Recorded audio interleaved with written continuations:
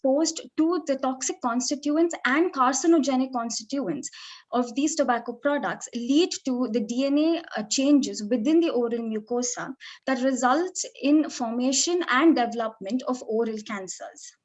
Now, the toxicants from these tobacco products are the primary drivers for the initiation and development of oral premalignant lesions like leukoplakia, erythroplakia, and oral submucous fibrosis. Now, consistent use of these products can lead to these lesions to change to form full-blown oral cancers.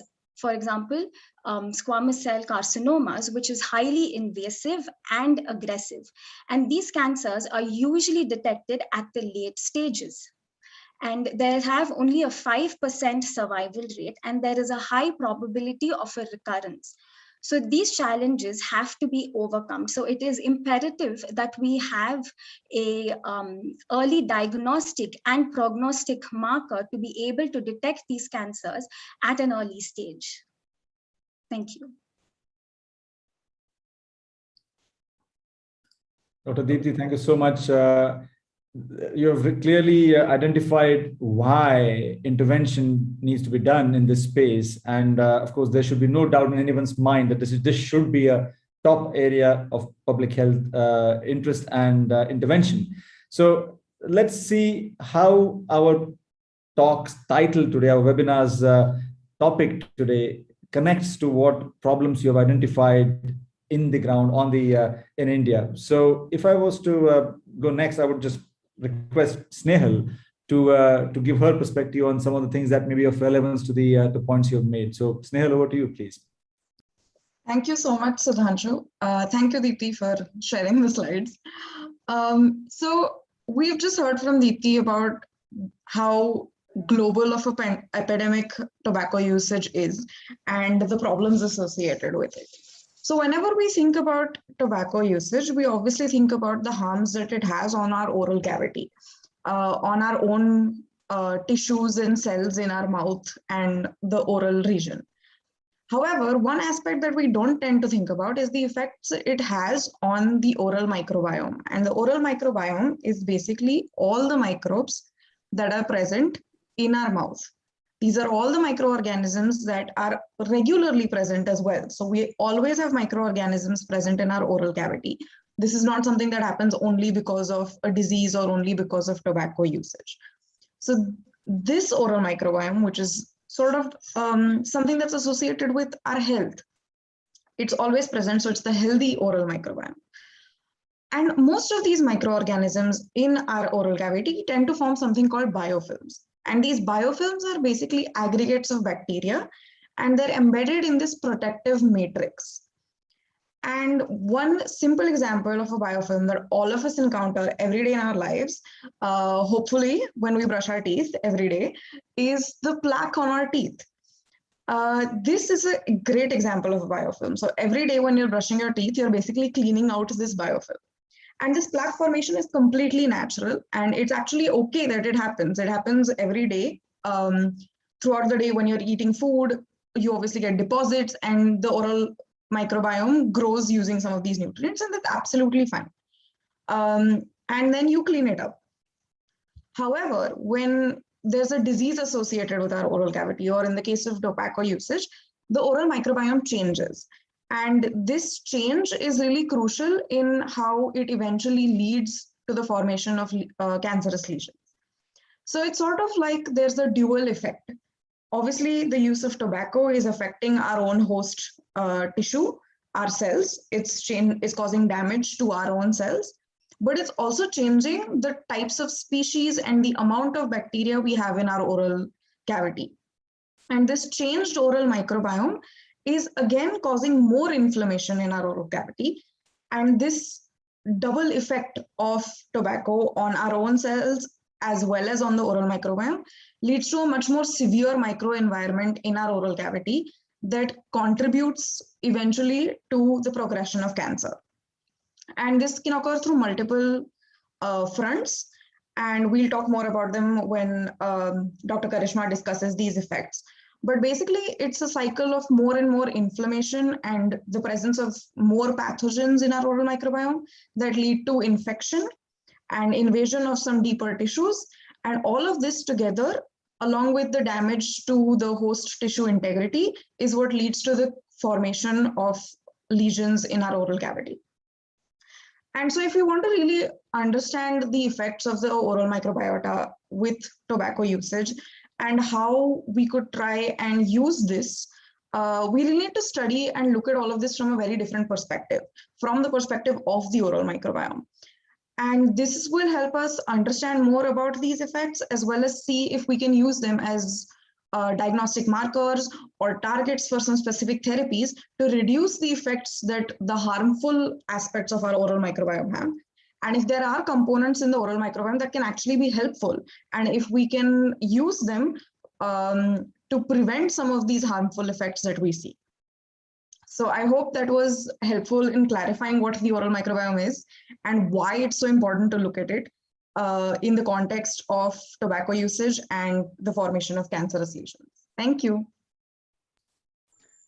Thank you so much, Nehal. This is really helpful. And you gave a very good glimpse of the, if I may call, rent-free tenants, or worse, even squatters, harboring within the oral cavity. But they're not all bad folks, I guess. From the sounds of it, you're talking about the healthy microbiome to begin with, or you call them microbiota. I'm just trying to make sure that I've understood all the new words that the audience might be listening to in this conversation, and trying to find our way through this, navigating through it, in fact, to understand, so what? So that, yes, there are some species of microorganisms, if I may just simplify what you've so elegantly put there, sitting there, having a good time, creating a biofilm as well in the process. And we in fact clean it, which is kind of gave me a very different perspective of plaque, and my everyday activity of brushing my teeth henceforth is going to be very different. You've changed it forever. Thank you. But I think we want to really hear from two experts on this before we start diving deep into, so what does this mean in terms of oral cancer progression and potentially intervention for benefiting patients, or preventing patients from becoming patients rather. So Professor Kaushik, Karishma Kaushik, I'm sure that those attending this webinar would love to know what the literature says on how different species of microbes are affected by tobacco, and how the tobacco associated oral microbiome plays a crucial part in the initiation and progression of potentially malignant lesions. So if you don't mind starting, please. So thank you, Sudhanshu, and thank you, Dipti. Thank you, Snehal and Celia, for joining me on this. So let's start with the beginning. Snehal correctly set it in context. She said we are not alone, and we have this plethora of commensal microbes that exist within our ecosystem. So commensal meaning they are the good microbes. However, any stressor, internal, external stimulus can change the diversity and structure of this microbiome. Often it means commensals getting enriched. It means commensals becoming pathogens. It could be new pathogens invading the native microbiome. So we looked for this paper that we published with you, Sudhanshu, and CHRE. We looked at the profile of the oral microbiome in tobacco users. We sampled literature published in English, available on PubMed, and they were tobacco smokers, and they were also users of smokeless tobacco, like different local forms that exist of smokeless tobacco. I don't believe we included e-cigarettes though in this paper. What we definitely found was an association between consumption of oral tobacco, either smoking or smokeless form, and enrichment of certain key pathogenic or commensal turning pathogenic microbial species. This included bacteria as well as fungi. Why is this relevant to understand? Is because microbes and their association with cancer is nothing new. Hepatitis B virus has been associated with liver cancer. We've had chlamydia pneumoniae associated with lung cancer. We've had H. pylori associated with gastric cancer. So we found the bacteria that we found to be enriched were Fusobacterium, an anaerobe, Porphyromonas, an anaerobe, and a species of Streptococcus aeruginosus. We also found alterations in Candida, which is a well-known native component of the oral microbiome. Now, why is this important? So if you go to the earlier slide, Dipti, this is important because the classic tobacco oral health always says there's controversy whether it's nicotine or it's the additives in the tobacco forms or the smoke per se. But we always say that it is the product that changes the DNA, causes cell proliferation, invasion, migration, a pro-inflammatory microenvironment. But what simply reviewing literature told us that tobacco changes the microbiome, which in turn can do all of these things as well. So it may be complementing, synergistically acting, augmenting the effect of the tobacco product itself. So to give you a simple example, presence of Fusobacterium and Porphyromonas was seen to enrich this pro-inflammatory microenvironment by increasing the release of cytokines, tumor necrosis factor alpha, by the host cells. The presence of these pathogens was also seen to increase cell proliferation, migration, invasion. Candida had a very interesting role to play. Not only were the hyphae penetrating the host cells, thereby changing their structure and function, but Candida can also break down tobacco to nitrosamine derivatives, which are well known in the drying, fermenting, and other processing of tobacco, well known to be carcinogens. And Candida can in turn convert tobacco into these carcinogenic forms. Why this is relevant is because while tobacco oral cancer is the paradigm, approaches to mitigating the effects rely on cessation, education, prevention of use, and eventually when you deal with oral cancer, it's often radical surgery, right? And this has just been the status quo in the field. With an increasing focus on drug discovery in the context of antimicrobial search, and Celia will add novel antimicrobial compounds that can serve as precision and personalized approaches, can the microbiome be a tool to prevent the onset of these oral pre-malignant lesions, all of which are known to result from DNA damage, changes in host cells, and a chronic infection microenvironment? Can we prevent it? Can we treat it? And best case scenario, can we purposefully alter the microbiome for a beneficial outcome to delay the movement from leukoplakia to full-blown oral squamous cell carcinoma? So the idea is to look at it as a tool in our armamentarium when it comes to tobacco and oral cancer. And I think Celia will fit in really well because we know antibiotics will fuel resistance. Antibiotics will create a further narrowing of the pipeline. So can we look at alternative antimicrobial compounds? So I hope I made a case. And now back to you, and back to Celia. Yeah.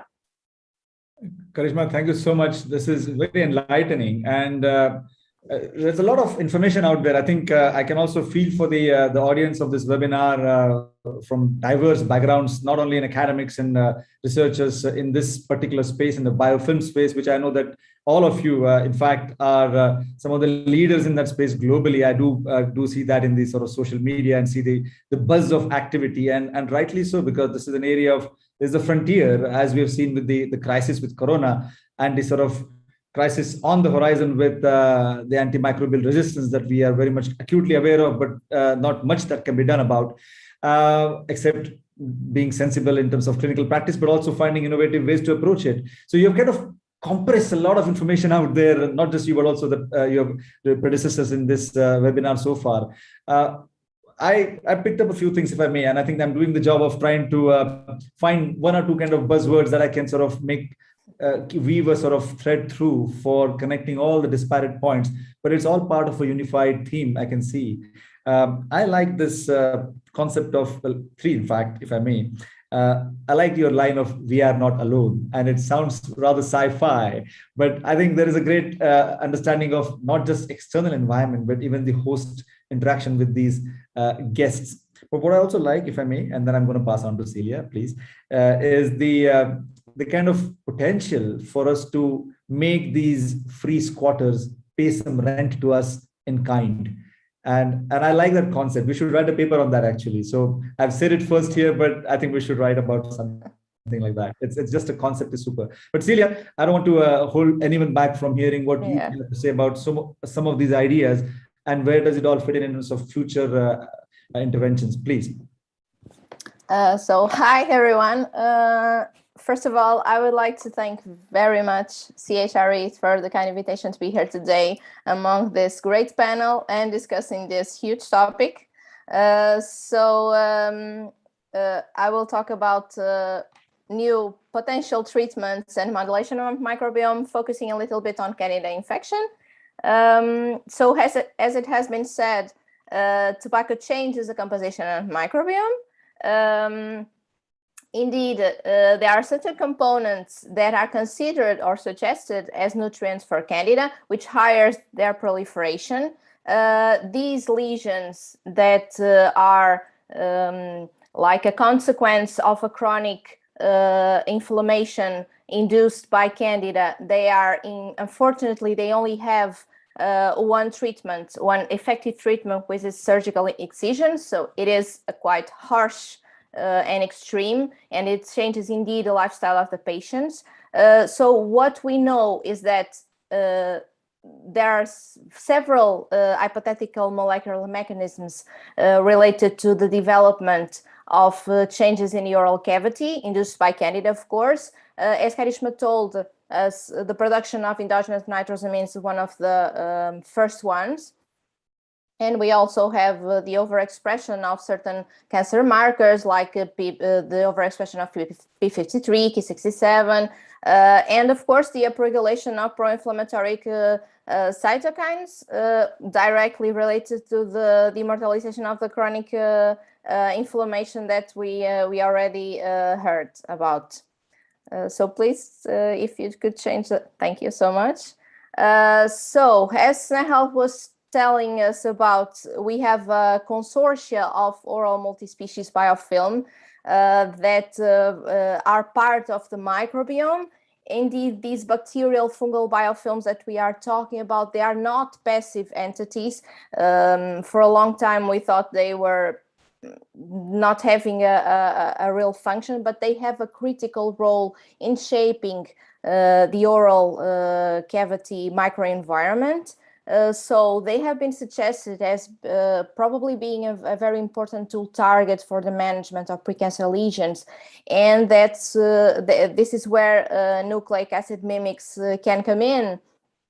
Indeed, they are molecular modification of native nucleic acids, and they have potential in the treatment and management of several infections, and including the ones that are responsible for the precancerous lesions. Indeed, we are talking about four main functions that they could be used in. First of all, targeting the pathogenic microorganisms. What we can do with these NAMs, we can design them synthetically, and we can adjust them to certain genes that are only found in these pathogens. We know indeed there are certain niches, like Karishma was telling us, that are only present in these patients and are absent in healthy ones. So we can target these NAMs to genes that are only present in these pathogens, and of course repressing the process of the infection. We can also use NAMs for the study and characterization of biofilm architecture. And why is this so important?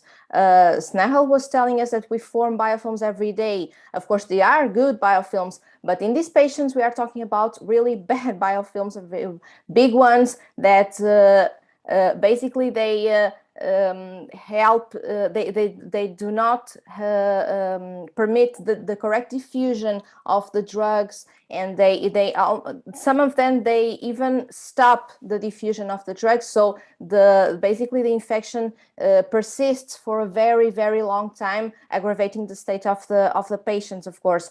And also, when we talk about studying the 3D biogeography of these biofilms, it's because the interactions between the different species and the different taxa is important to better apply a therapeutic. We want to know what other species does the microorganisms relate to, what are the ones that they move away from. A very common example is when we have a biofilm with Candida and Staph aureus. We know that the Staph aureus increases the power of Candida to invade. On contrary, if we have a biofilm of, for example, Streptococcus salivarius and Candida, we know that Streptococcus has a protective part in this biofilm, so it won't ease the Candida to invade. So these kinds of relations are relevant to be able to apply a better and a more focused therapy for these biofilms. So NAMs can also be used to act as anti-biofilm drugs. Why is this so important? Biofilms have a strong net of matrix components that, as I said, they difficult the diffusion of certain drugs. Some even stop the diffusion, so we won't be able to eradicate any infection because the drug doesn't reach the cells. Finally, and talking about the modulation of microbiome, this is a little bit similar to the first case I was talking about. Indeed, we know that when we have a dysbiosis, we have some certain species that passed from commensal to pathogen state because they increase their number. So what we can do, we can target these species, we can lower their number, we can restore the dysbiosis, and that's why we can use these NAMs, because they are extremely specified if they are, of course, well designed and can reach the cells. So here we are proposing a biomimetic approach to the oral biofilm, which of course is also important to other infections and the fight for antimicrobial resistance that we are all involved in. And we are also talking about a precision-based therapeutics, which of course it's better than the one-size-fits-all approach that we normally used to. So thank you so much. I hope I was clear enough. But anyway, let's discuss this. Celia, thank you so much. Oh my God. I think between the 4 presentations so far, there is like a few lifetimes of work that has gone in and needs to go in the future. And I only see that this is going to be a very massive area of biomedical research, but also clinical application of this. And that's essentially where we want to take this conversation today. But if I may do what I'm doing for the rest of you have done, is just kind of try and get my head around these very interesting areas of biomedical research and human body, in fact. We started talking about oral cancer, starting from the sort of very stratospheric view of the world with oral cancers, tobacco use.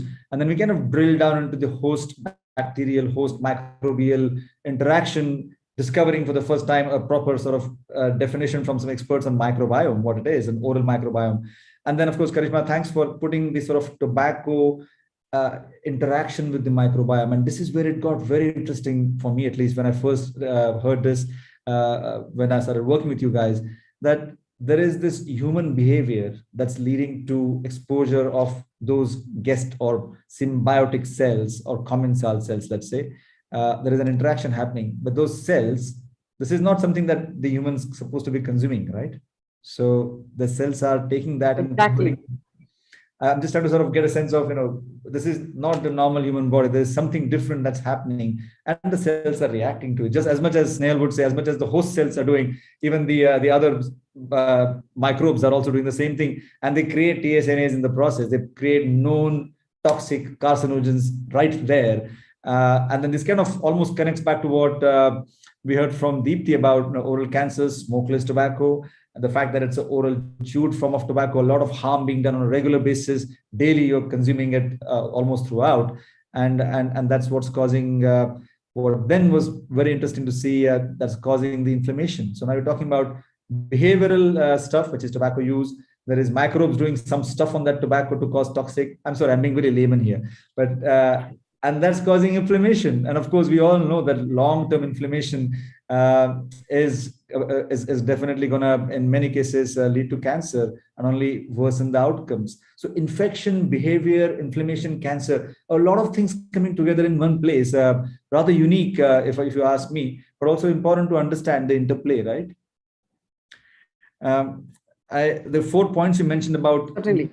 Nucleic acid mimic, Celia, I would like to come back to that as we kind of move through this webinar, but it's great to hear the potential of such interventions. So let's take a step back. If I may ask perhaps Snail and Karishma to kind of talk about what they had reviewed as part of the paper we co-wrote a few months ago. Do we know how different tobacco components affect the formation of biofilm and at different stages of the formation of, I mean, what do we know? Do we know more about it than just the fact that microbes break down tobacco constituents to cause TSNAs? Is there more insight into this? Can you shed some light, please? So maybe I can go ahead, Snehal. Snehal did a lot of the search. He'll have the details. So this is established that the oral microbiome in tobacco user, smokeless smoker, is different, right? All the studies, of course, do have to account for nutrition, population, race, other factors. And so what we do have is pieces of evidence which show overall an enrichment of these three bacterial and candida. But maybe, Snehal, you can go into more details as to, was there a concerted difference seen between smokers and smokeless? And also among smokeless, there were also local forms that were being consumed. Yes. So I think one of the biggest gaps that is just present that we noticed when we were looking at all of these papers was this big comparison between different forms of tobacco, right? So if it's any paper that's, say, looking at a particular form of smokeless tobacco, it looked at just users of that form of tobacco and non-users. But there aren't a lot of studies that compare different types of smokeless tobacco versus smoke versus other different forms to a non-user. So I think this is something that is really lacking maybe currently. But what is definitely known, as Karishma said, is that there are differences between users of tobacco and non-users irrespective of the form of tobacco. And I think that's a really key message, I think, that we ended up finding through our search.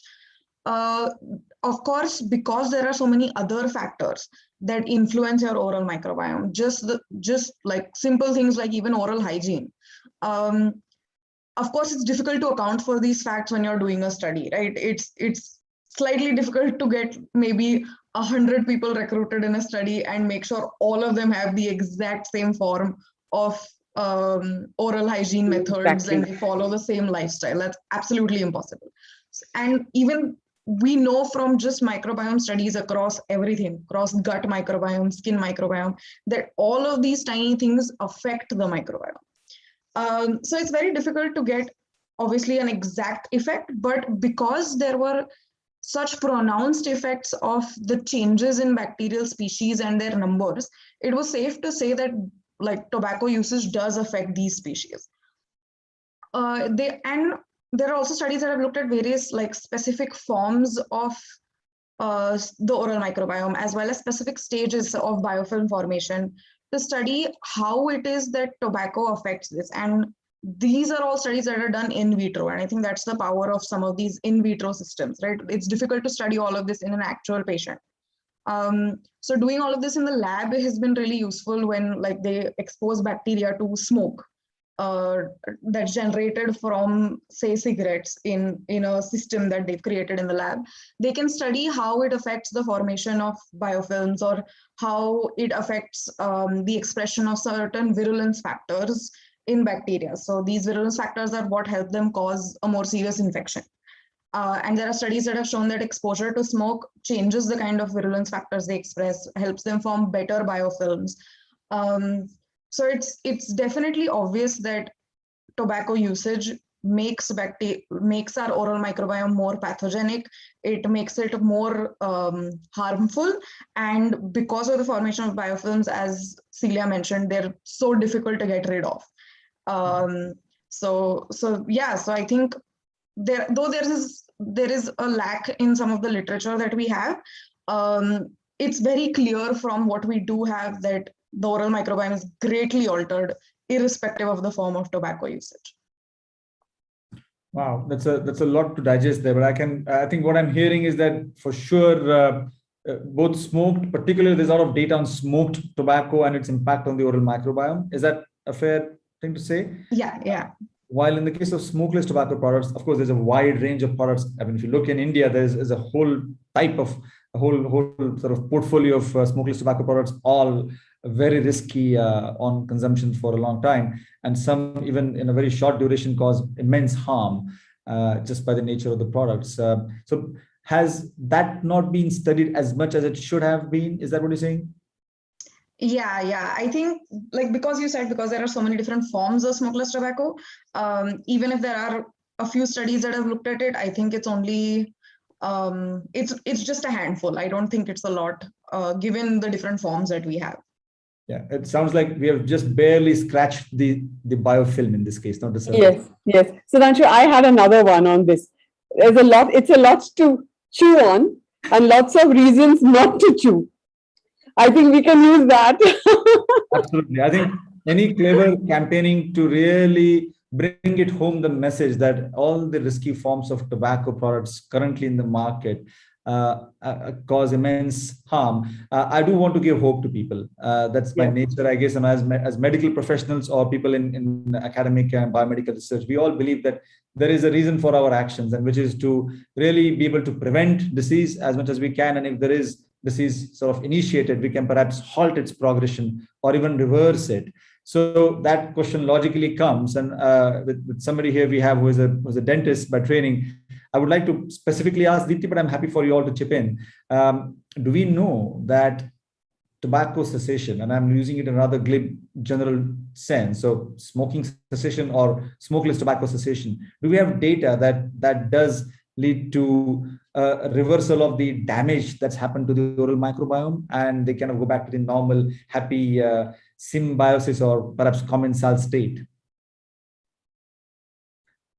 Would you mind turning your mic on, please? Sorry, and start again. Sorry, thank you for the question, Dr. Sudhanshu. Now, we have seen that smoking cessation does have an improvement in the clinical manifestations of several oral diseases like periodontitis and dental caries. And also, these manifestations are due to the changes again in the oral microbiome. Now, periodontal diseases, you have periodontal pathogens that cause gingival recession, and again, smoking also has so many effects on gingival recession. Even you can see them clinically. These are clinical changes that are seen.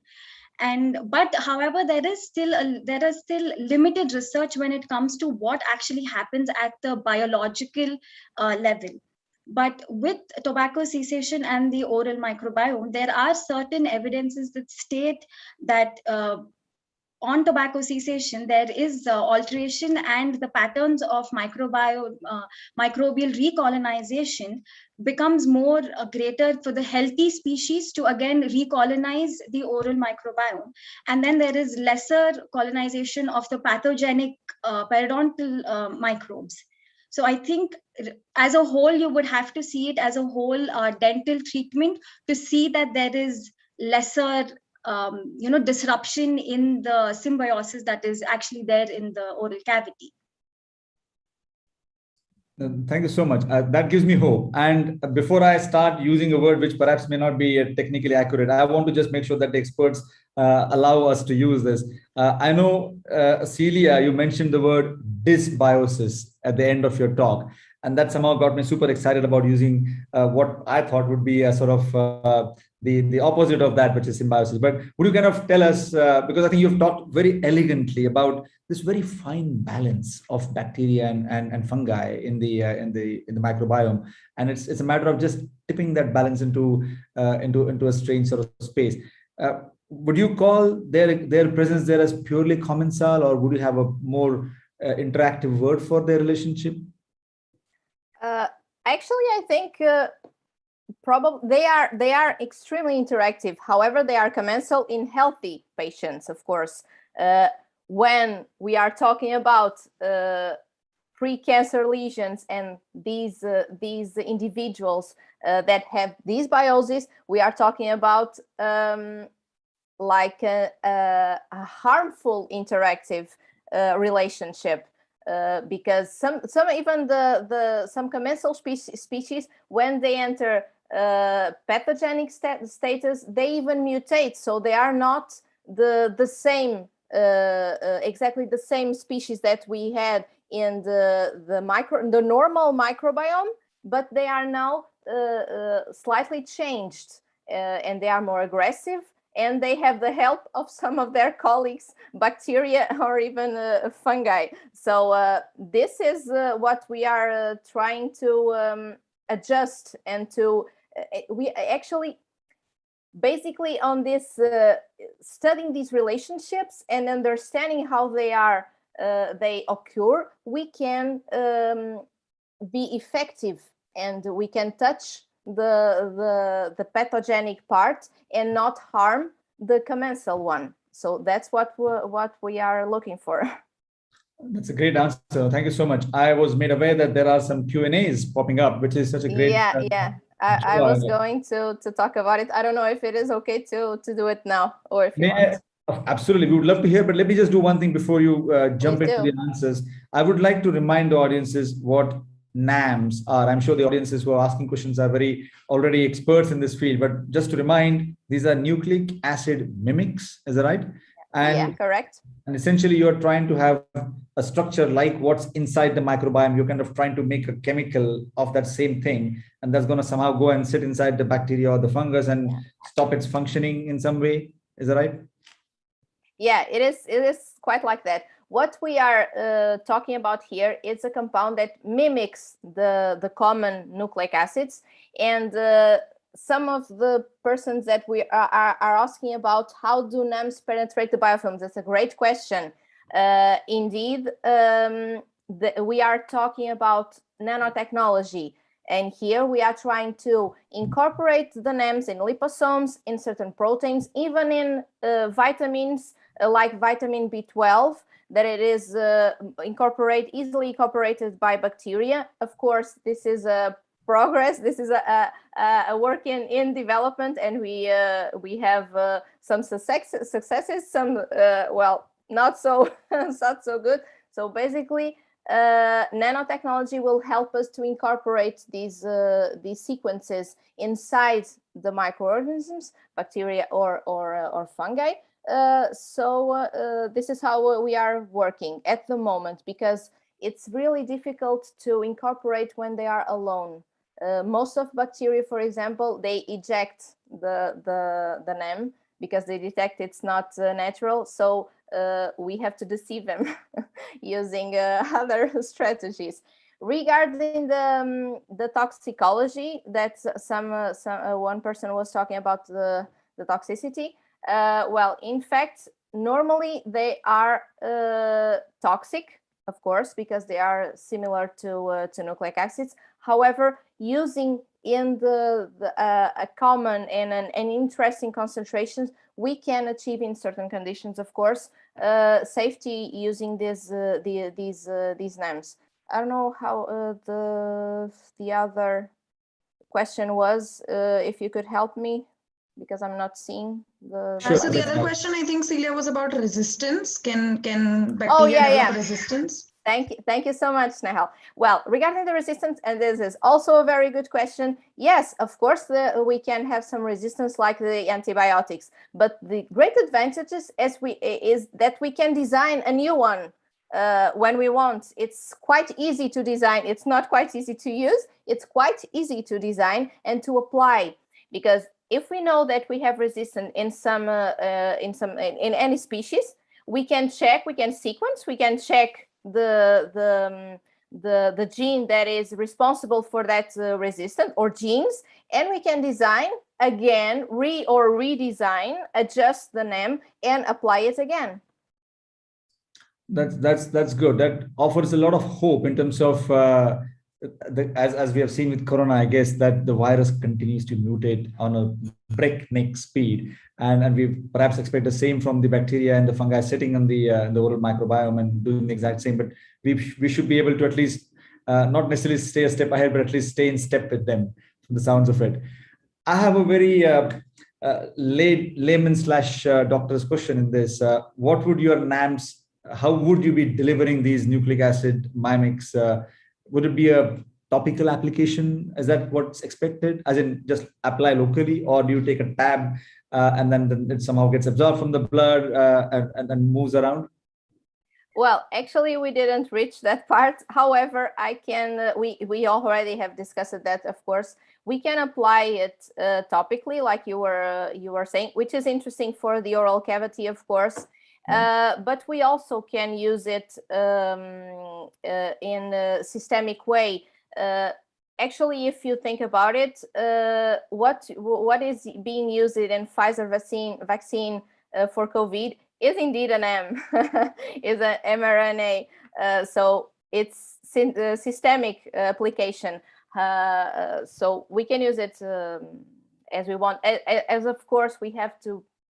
We still have a lot of work to do because of those points that I was talking about, the problem of entering the cells. We have to adjust the nanotechnology. We have to adjust the doses because of the toxicity. However, it is expected to be so that we are able to make a topic or a systemic application.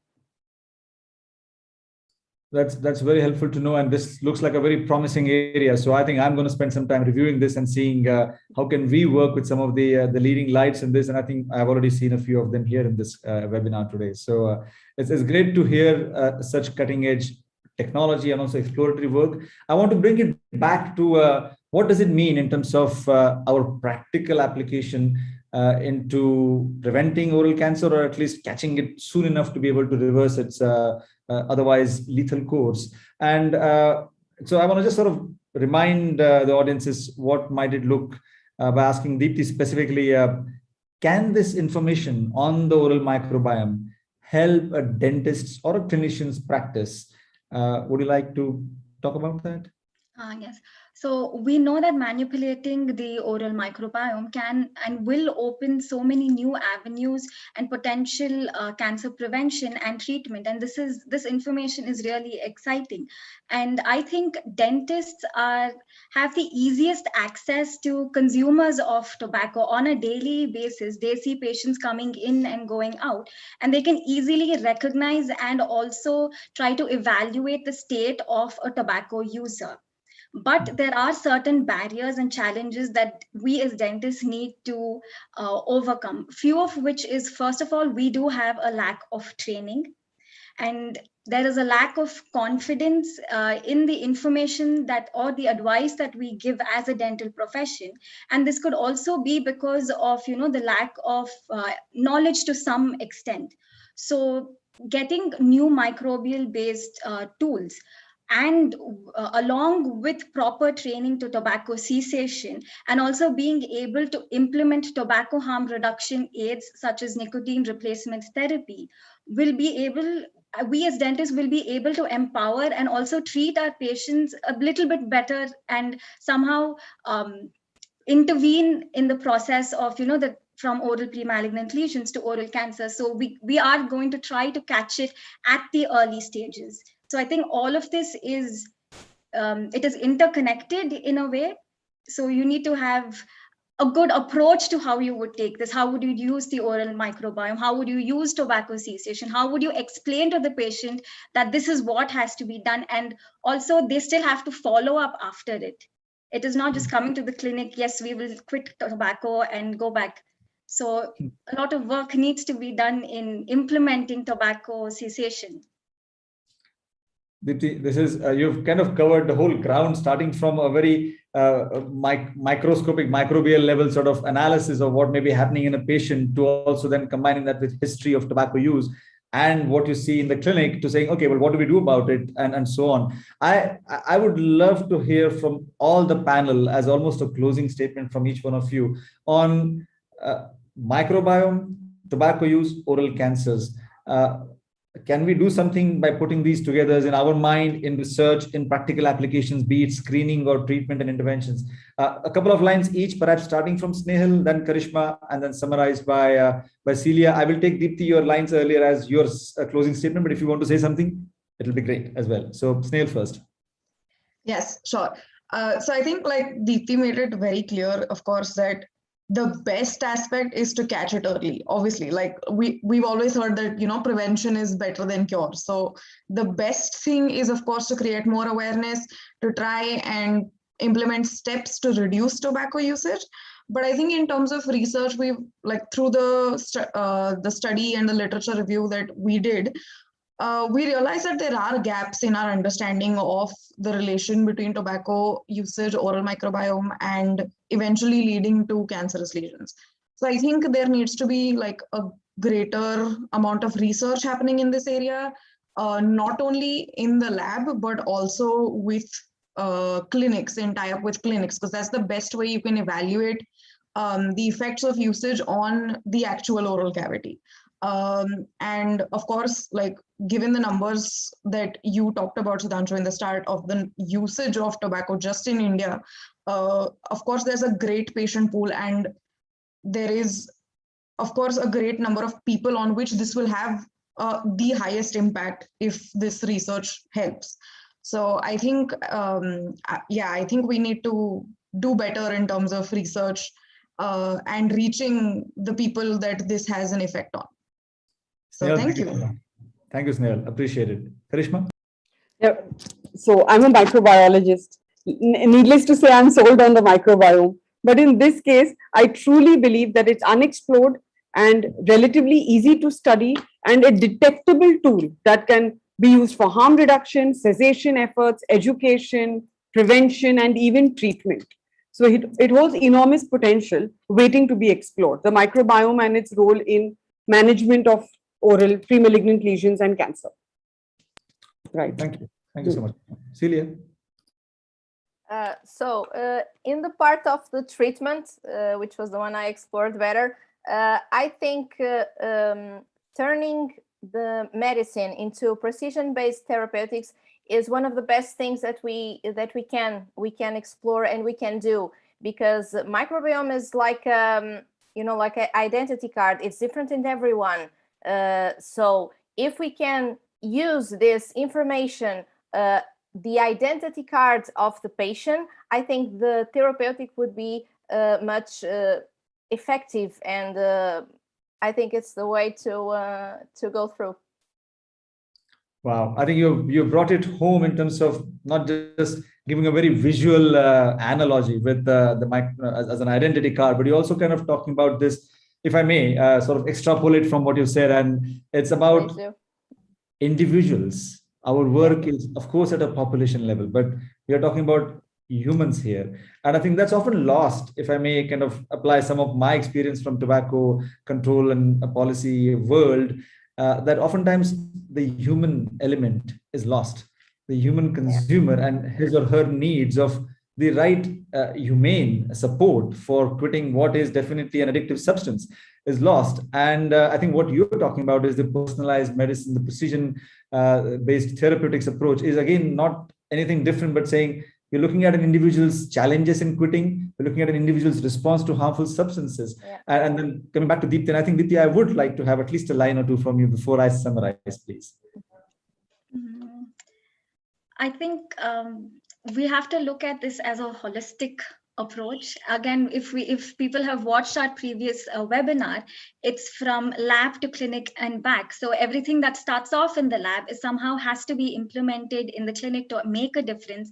And again, feedback goes back into the lab. So I think looking at it from a broader perspective and approaching it with a holistic view is the way to go.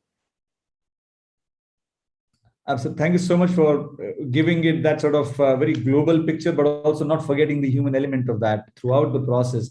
All I can say is that I have a few points I've noted, and I've scribbled a lot of notes. I know that those who have followed us on Twitter have noted very emphatically that it's 52,000 is the number I had thrown in, and those who have logged in using that number, it's a reminder for me. When I think about oral cancers and India, that number, I think it's also an understatement perhaps, but at least 52,000 people are losing their lives annually in this country to oral cancer. Completely avoidable if there was intervention happening sooner with a whole raft of ideas and tools and techniques and interventions, we could avoid them. And that means a lot of hundreds and thousands of people's lives impacted, not just those who are dying early and necessarily, but their families and the society around them. So that should keep us motivated, I think, if that was needed. But I think we definitely know the issues. May I summarize by saying a few things, please? Tobacco use can not only harm the host cells, which we of course know, but also the microbiome. And that's a big finding for this webinar in terms of us talking about it in clarity. The oral microbiome and a change in its composition due to tobacco-related toxicant exposure may have a role to play in influencing the outcome of cancers, which is essentially saying they will occur more or will occur. Being able to identify changes in the microbiome has the potential to act as a rapid, scalable, and almost point of care technique in detecting early cancer. We did not dive deep into this, but I could sense that was kind of part of some of the conversation that we want to also be able to pick up. I think Celia mentioned the bioarchitecture and sort of seeing how things are changing in the biogeographical landscape of the oral cavity. And so that's something for us to think of. Can we develop fast, rapid point of care tools for being able to take a swab? And sorry, if there is anyone who wants to talk about a line on this, I can see Celia has she's bubbling to answer this perhaps. Celia, you want to say something? No, I was just saying that you are completely right. It is greatly important to study the biogeography of the oral cavity, the biofilms, because they are so important in the development of any oral disease. That in this case, it is crucial to make more research, to explore this better. So I was just saying that you were totally right. No, thank you so much. I just wanted to kind of bring in that aspect as well. Instead of getting all the way into intervention, I thought there may be some element of even screening and a sort of tool that, again, as Deepti had said, could be used in a lab environment along with clinical judgment to advise a patient better on how he or she could sort of change their behavioral, their lifestyle in this context. Two small conclusions or two final points from me. Interventions, and I think you've talked about this a lot, all of you, interventions at targeting rogue species within the microbiome has the potential to halt the progression of inflammatory processes that lead to cancer. And just to summarize, of course, at the Center for Health Research and Education, this is close to our hearts. Global cancer prevention is close to our hearts. And we are doing work across the world with a focus on South Asia and, of course, in the UK as well, because we then get a sense of how challenges in different countries are country specific, people specific, again, coming back to the individual.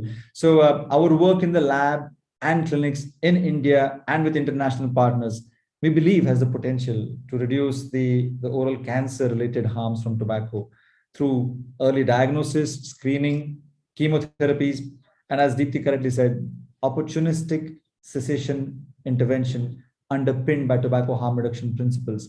And I think if we can get this right from across the clinicians to the practitioners on the ground to the lab folks who are giving new tools and techniques, I think we will really have a holistic way of dealing with tobacco addiction and also offering people a longer, healthier life. So what's not to like in that and what's not to live for, I guess. May I just thank you all for being on this panel from around the world. And Karishma, Snehal, Celia, Deepti, it's a pleasure to have you in this panel and for sharing your thoughts very kindly and with such succinctness, but also with such passion. Thank you so much. Thank you. Thank you. Thank you. Thank you. Thank you. I will close the webinar now. And thanks to all who are watching now, but also hopefully in the future, this will be on YouTube and people can watch it for posterity and also come back to us with any thoughts and inputs. Thank you so much for attending live, those who have attended live, and for the future. Take care. Stay safe. Bye. Bye.